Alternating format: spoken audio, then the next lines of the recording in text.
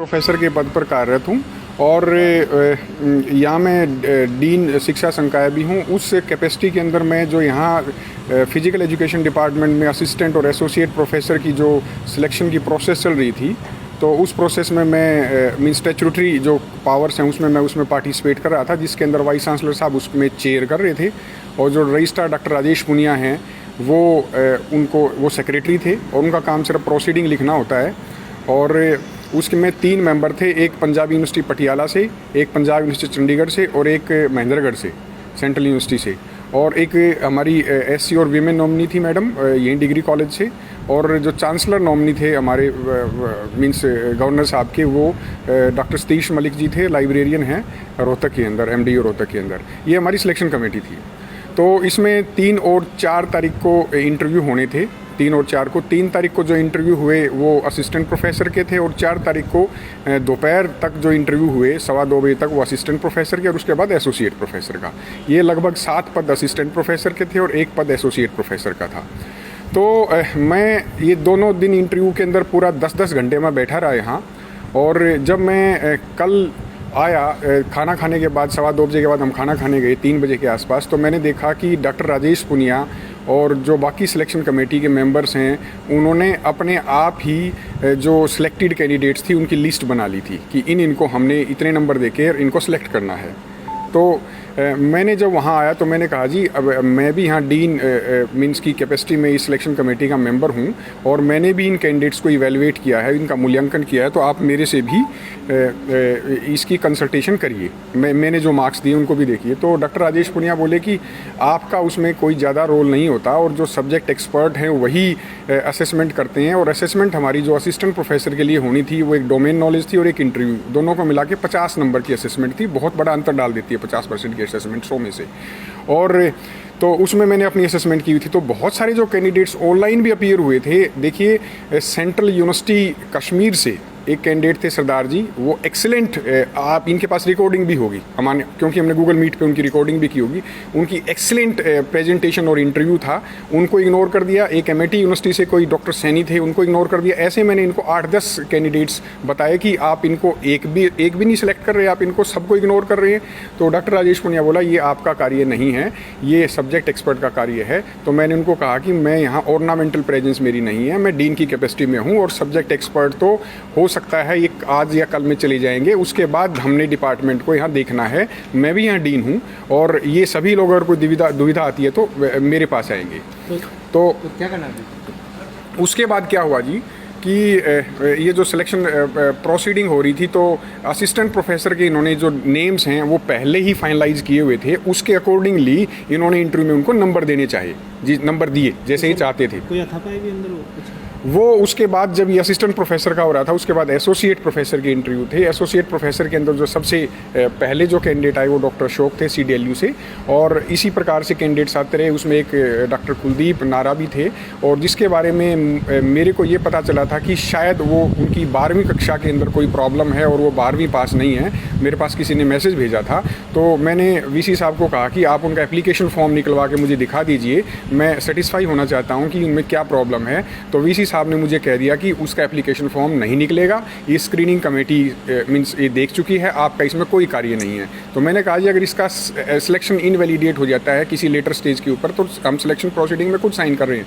वो कहते हैं आपको ज़्यादा चिंता करने की ज़रूरत नहीं है, आप अपना काम करो।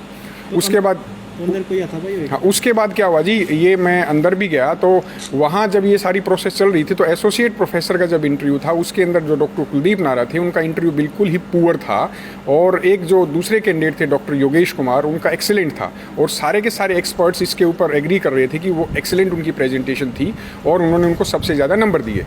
लेकिन जो डॉक्टर राजेश पुनिया हैं उनको ये पता था कि उनकी एकेडमिक मेरिट क्या है, एक एकेडमिक मेरिट भी उनका क्राइटेरिया एक हिस्सा होता है। तो उन्होंने क्या किया, उसी के प्रोपोर्शनेटली उनके इंटरव्यू में नंबर लगाए ताकि उनका फाइनल सिलेक्शन हो जाए दोनों को मिला के।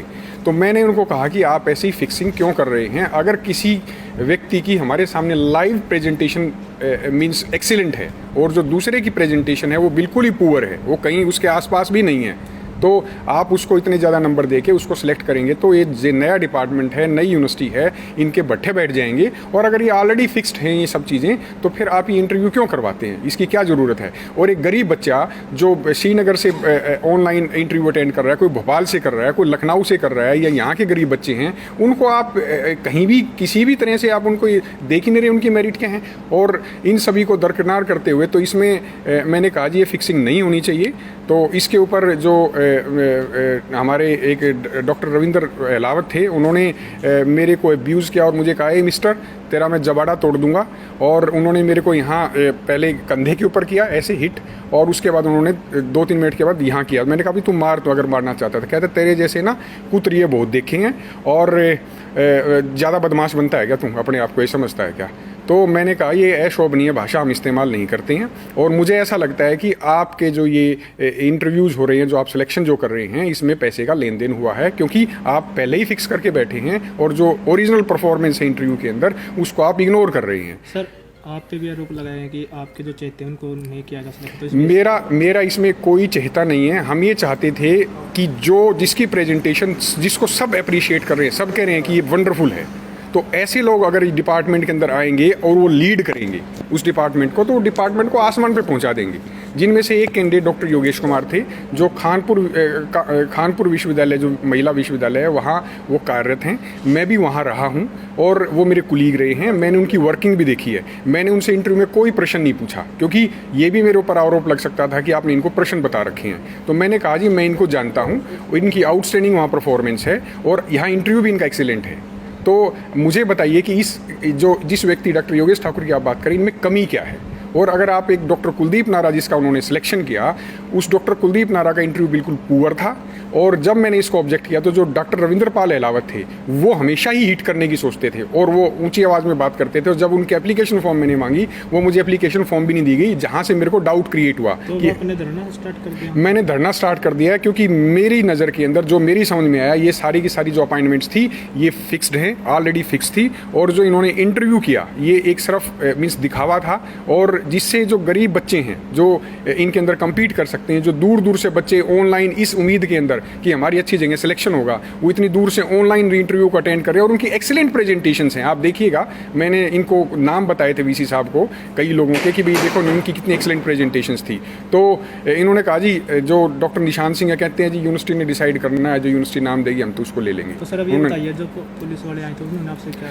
पुलिस वालों का रोल ये रहा जी, पहले पुलिस वाले मेरी प्रोटेक्शन के लिए आए, मुझे कहते हैं जी आप बताओ क्या है, क्या इशू नहीं है। उसके बाद मैंने उनको कहा जी मैं धरने पे अंदर बैठा हूँ, ये मेरी कहानी है। उन्होंने मेरी एक प्रीलिमिनरी स्टेटमेंट ली, और मेरी फैमिली मेम्बर भी मेरे को वहाँ खाना देने के लिए आए।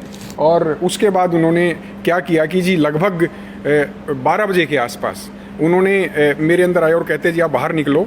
और मुझे लगा कि शायद वो कोई फोर्स वगैरह यूज़ ना करें, तो मैंने उसको बोल्ट अंदर से बंद कर लिया। तो उन्होंने कहा कि आप खोलो। मैंने कहा भाई मैं नहीं खोलूँगा, मैं अंदर शांतिप्रिय ढंग से बैठा हूँ। और उसके बाद उन्होंने दरवाज़ा तोड़ दिया जी, और दरवाज़ा तोड़ते हुए और मुझे घसीटते हुए यहाँ तक लेके आए वो।